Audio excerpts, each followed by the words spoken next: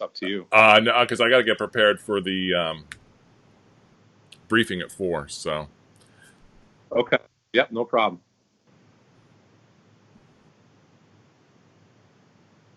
I think we are live. So finally, I think we have the technical difficulties worked out, and we should be good to go. Let me just check one thing here. Well, we're definitely recording.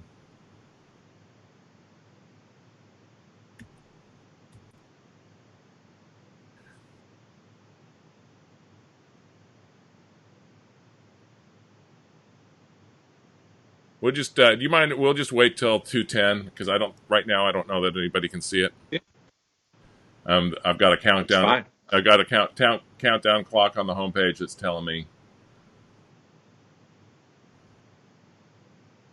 that we've got a minute and 23 seconds.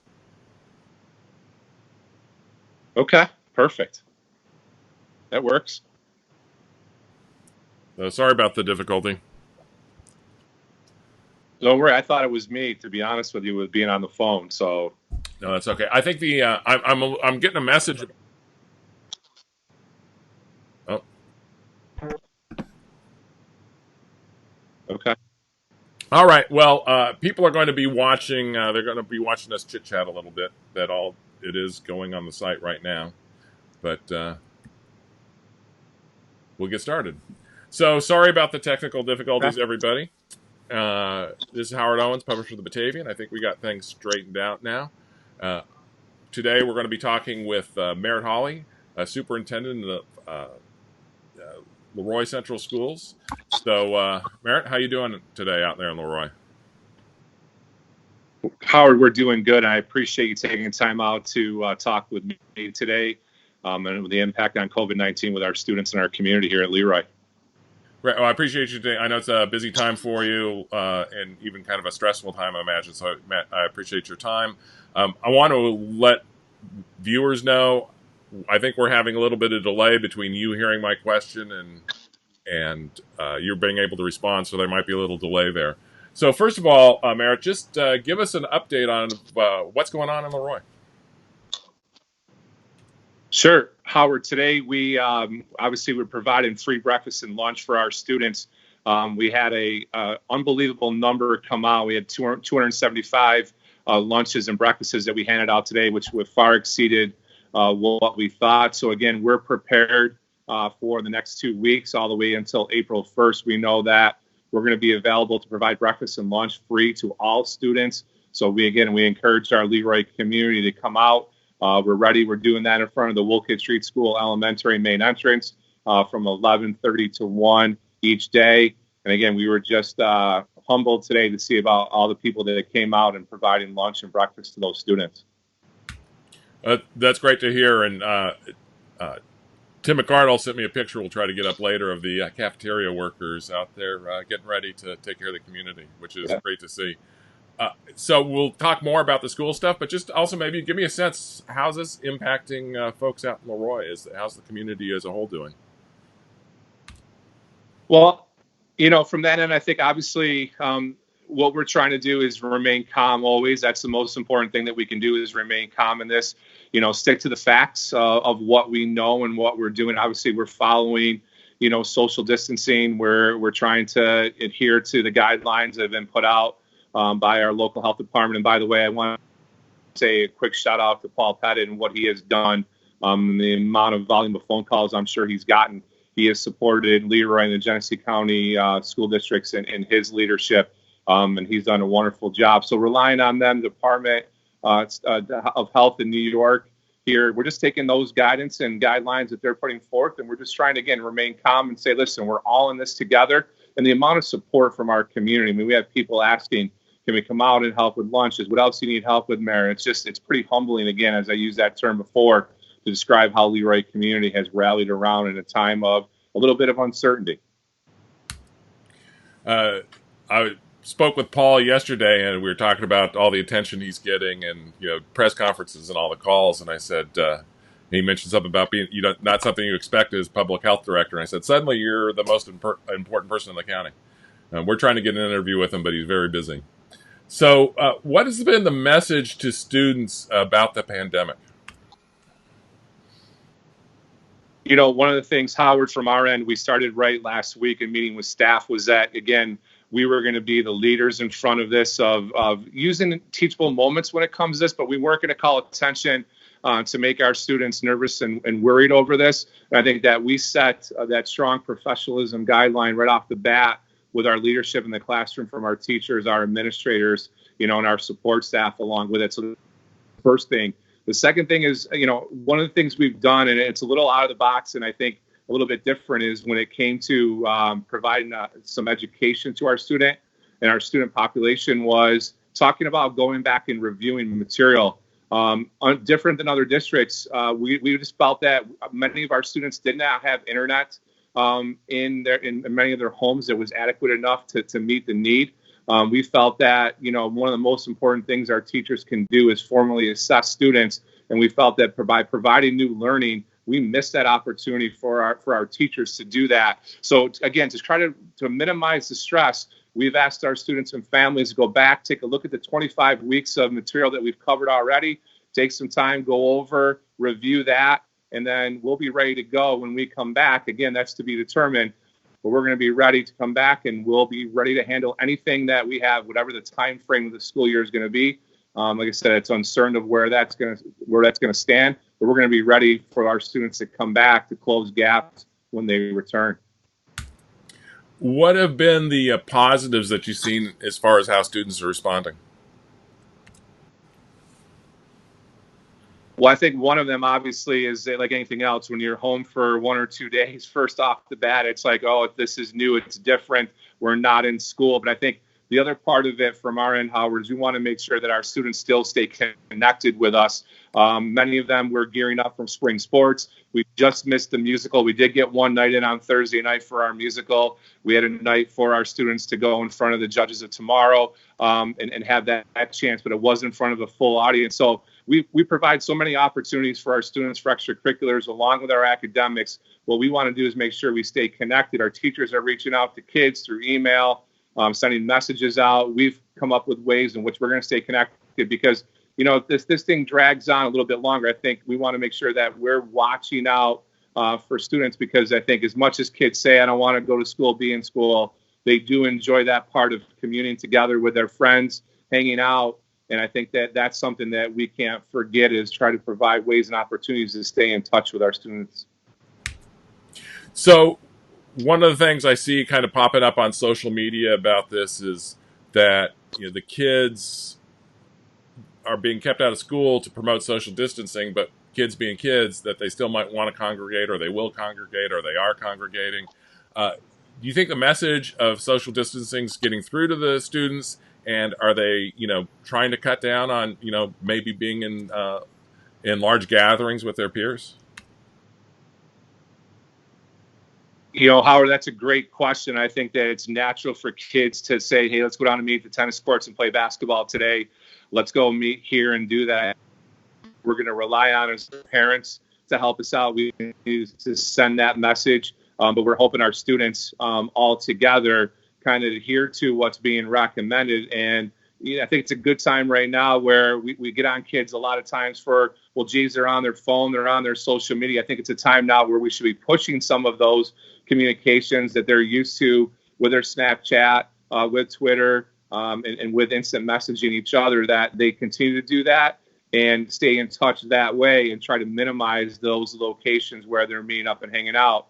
I think that hopefully those messages that are going to be loud and clear coming not only from us, local school officials, our Department of Health, but our parents have to jump on board and help us with that too, by curtailing some of those meetings with students together. That's good to hear. One that I'm just going to bring in a little note, something I've been reading about, if any students watch this or other people watching it. One of the recommendations is to clean your mobile devices regularly, because they can be contaminated for up to 96 hours if they do get any kind of virus or anything else on them. So I think there's some links online you can find about how best practices for cleaning your mobile devices. So I want to talk to you a little bit about, how you're kind of doing your job now with in this time of uncertainty? You still have to plan for things, but we don't know how long this is going to last. Will this last through the end of the school year, drag into the summer? Will you be back with students in 2 weeks? We don't know yet. So how are you dealing with the uncertainty and planning and making sure you're ready to go or do whatever you have to do to adjust? Howard, first thing, I agree with you. I'm going to take my mobile device and clean that because it's awful dirty right now, too. So that is good advice for our students and our families and adults because mine's not in the cleanliness mode that it should be. One of the things we're doing right now, all of our cleaners and custodians are here working right now.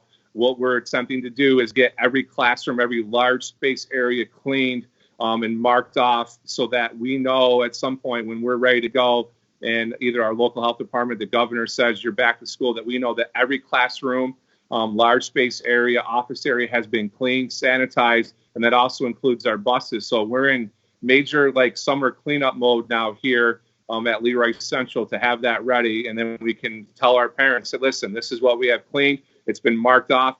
We're right now, our staff, meaning our 10-month staff, our teachers and our teacher assistants, I had a meeting with them yesterday morning. They have now been sent home. And right now, all we have is just our essential staff here right now, our cafeteria staff. We have our secretaries that are answering phones for parents. But I do want to remind our families, and I appreciate this medium to do that in, at some point, those are going to start to wane as 30 hours and I send more people home. That's the advice that we're getting is we need to start getting people home. We'll have essential staff here at some point, which will be me. My facilities director, business manager, will probably have the district office open for limited hours. And at that point, too, we'll have our cafeteria staff because we're going to have to prepare for our lunches for our students. And I think the big picture, we've already talked with our teachers right now, as I mentioned before, when we get back and ready, they're going to have to look at their year and say, okay, this is the amount of time I have left. This is the essential instruction I have to get through. This is what I need to do. And they're going to have to come back and plan hard and preparing for whatever time frame they're left with. And then the spring sports opportunity, too, is up in the air, which I know is impacting a lot of our students, especially by our seniors. We just don't have any guidance on that yet, but our fingers are crossed that we can get some sort of extracurricular activity, sports, athletics in by the end of the year. A question that occurs to me while you're talking, and I haven't seen anything on this or heard anybody talk about this, and I don't know if you even had this discussion, but if this drags on into June, any thought of having the academic year start again in July and August and try to finish up the academic year during the summer? I mean, the kids won't like it, but is that an option? Well, you're right on that. The kids are not going to be happy about that, nor are some adults. But I think from that end, I think that guidance is going to come from state ed, from the governor. And I think that's one of the things that, from our end as superintendents is we're going to be, listening intently. I know Kevin McDonald has been working hard for us as he gets information from state ed that he disseminates that back to the Genesee Valley Educational Partnership superintendents. And I think that will come. So I don't know if I'm going to go on record right now and be the bad guy to say that will happen for the summer, but I think everything's on the table is what we have to go with. Yeah, just hadn't thought about it before about how you might deal with that. So you mentioned a couple of things already. Are there additional support services, other things you're doing for parents, students to help them get through this? Yeah, and in fact, we're going to put some stuff on our website that I just received today. We have a wonderful trauma, illness, and grief consortium that we work with all of our BOCES. And what we do with that is, if we have a crisis in district, we have a team that's set. We have some resources that we can share out to parents. Again, I think I want to go back to it. Again, as much as kids complain about wanting to come to school, there will be that part that we're concerned about, that if they are feeling down a little bit about not being able to get back to see their friends, and that we have some resources that will be on our website. But they also know that I know Mr. McCardle, Mrs. Masura, our emails are on the website, that they can reach out to any of us and say, hey, we need this support, and we can get a hold of families to help provide that. They just need to contact us to make us aware of that. Good. So for parents, especially parents of young children, any advice how they get through this, how they deal with this? Yeah, I mean, you think about from a parent standpoint, I mean, many parents right now are working and going, and they have to make that tough decision, especially if their children are young enough. Do they go to work themselves? They stay home and stay and watch their kids. They send them to a grandparent, which we know right now is not being recommended. From that sense, is we're trying to keep that population safe and away, and keep them away from being around other children and that. But again, people have to make tough decisions in the moment from our parents. So our parents have been spectacular, patient in what's going on. And I think that they know we are in unprecedented times here. But again, I think the resources we can put up to share with them are something that hopefully will be helpful for them as they navigate this. Well, Merritt, I appreciate your time. Any final thoughts or anything else you want to share? Again, Howard, I think going back to it, I'm just totally impressed with our community. Look at today with, coming together to provide lunches. We had administrators out there and ready to go supporting our staff. And I think that the people that sometimes, again, are cleaners, that we're all the entities we have here at school. To have a good school, you have to have everybody on the same page, working hard together. And from the Board of Education, down to every group, every organization that we have here in school that's supporting Leroy schools have stepped up big time in this crisis and situation. We've had meetings today with the village, the town, and the police, emergency personnel. We're constantly making sure we're serving our community and meeting their needs. And I think that's a testament. And I think Leroy's no different than other ones and communities that we're in. They're here to support their families in this crisis. Well, it's all great to hear, Merritt. We all know, what a tight community Leroy is. So I'm not surprised that you're all coming together on this and working together on this. So I appreciate your time. We're going to sign off now. And I just want to let people know this is Howard Owens of the Batavian.